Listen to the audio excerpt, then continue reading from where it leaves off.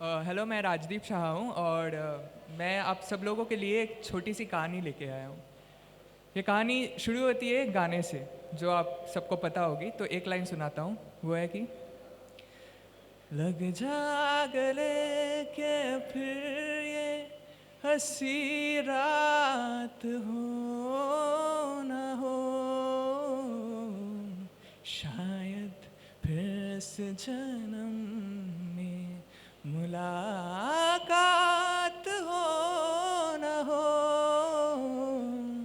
लग जा गले से। ये वाला गाना उसने अपने फ़ोन के कॉलर ट्यून पे लगाया था। तो मैंने एक दिन ऐसे ही मजाक में पूछा, अरे जो भी कॉल करेगा उन सबको क्या तुम गले पड़ने का इनविटेशन दे रही हो? उसने गुस्से में आके बोला, हाँ हाँ, मेरे फ़ोन में दिन में 1000 बार किसका कॉल आता है, और अब तुम खुद सोचो कि किसके लिए लगाया होगा। मैं चुप रहा, खामोश हो गया। और तो बोलता भी क्या मैं। पहले दिन में बस एक ही बार कॉल करते थे, वो भी बहुत ज़्यादा होता था, क्योंकि पूरा दिन तो साथ में ही होते थे, क्योंकि एक दूसरे से एक पल की दूरी भी बर्दाश्त नहीं होती थी। और यहाँ तक पूरा दिन साथ रहने के बाद जब घर जाने का समय आता था, तब भी मुंह बना लेते थे और बोलते थे कि काश अलग अलग जगह लौटना ना पड़ता। आखिर घर चार दीवारियों से तो नहीं बनता ना, एक दूसरे के साथ के सुकून में होता है। लेकिन अब सब बदल गया है, थम सा गया है, रुक सा गया है। सन्नाटे की शोर चारों ओर गूंज रही है। वो क्या है कि जैसे खुले आसमान में सूरज की रोशनी जब वो पतंग के डोर से चुभती है तो वो कांच जैसे कैसे चमकता है, उसी रोशनी की तरह आज दिल से जुड़े हुए तार सीने में चुभ रहे थे। दूर तो हो गए थे हम, लेकिन क्या वो मंजिल, वो सड़कें, वो गलियां सब अनजान हो गई? क्या वो गले लगना, हाथ पकड़ के यूं मुस्कुराना, या बस के भीड़ में एक दूसरे के थोड़ा और करीब आ जाना सब अनजान हो गया? क्या वो कस्में, वो वादे, कभी ना छोड़ जाने के वो बातें, सबका अंजाम ये रेक्टेंगुलर स्क्रीन्स होने थे? नहीं। तुम अक्सर मुझसे पूछ लेती हो कि अभी अभी तो मिले थे और अभी अभी इतने दिनों के लिए बिछड़ गए यार, क्या होगा अब? तो मैं तुम्हें वही फिल्मी तरीके से बोलता था, अरे हम साथ नहीं है तो क्या हुआ, वो एक ही आसमान के नीचे है, और जो चांद है वो हर रोज तुम्हें मेरी और मुझे तुम्हारी कहानी सुनाता रहेगा ना।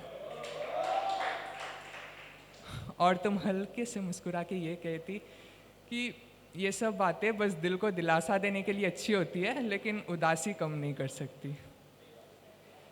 लेकिन उसके बाद ये सब मैं सोच ही रहा था कि फ़ोन कॉल आया एक कि हेलो, तुम कहाँ पे हो? मैंने बोला मैं तो घर पे हूँ।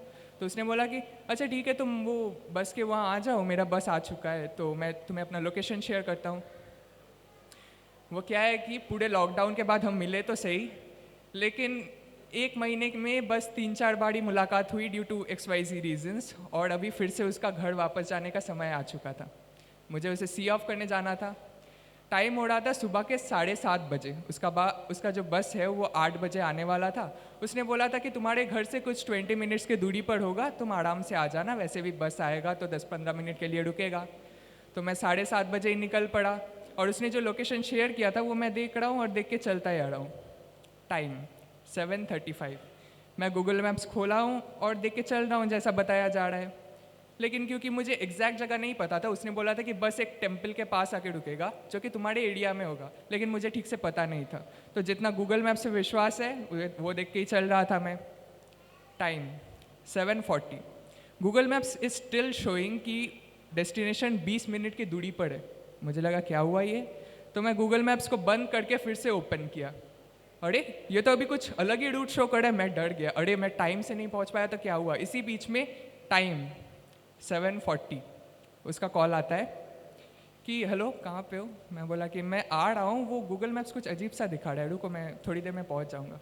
वो बोलती है नहीं नहीं रुको, वो मेरा बस आ चुका है, तो मैं कुछ ही देर में छोड़ देगा, तुम्हें आने की ज़रूरत नहीं। मैं बोला व्हाट, नहीं नहीं रुको, मैं आ रहा हूँ यार, यार रुक जाओ, मेरे पास कुछ है तुम्हें देने के लिए, तुम वहीं पे रुको बस 2 मिनट यार, मैं आ रहा हूँ, बस रुक जाओ।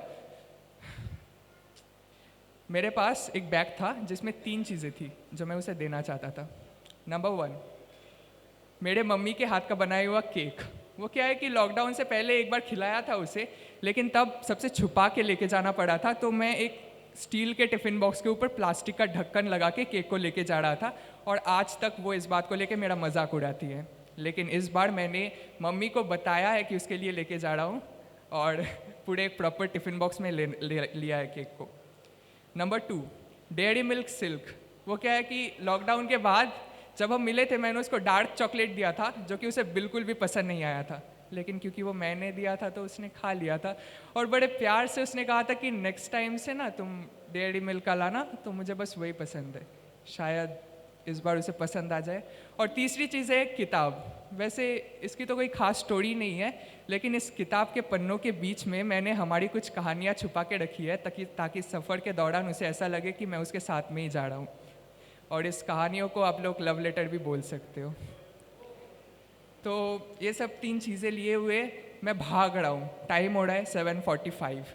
मैं भाग रहा हूँ, मुझे पता भी नहीं है कि मैं सही दिशा में जा रहा हूँ कि नहीं। सामने जो भी लोग दिख रहा है, मैं उनसे पूछ रहा हूँ कि भैया ये वाला टेम्पल कहाँ पे होगा। वो बोल रहे हैं आप वहाँ पे सामने से राइट चले जाओ। सामने से राइट जाते ही 5 मिनट की दूरी पर वो टेम्पल आ जाएगा।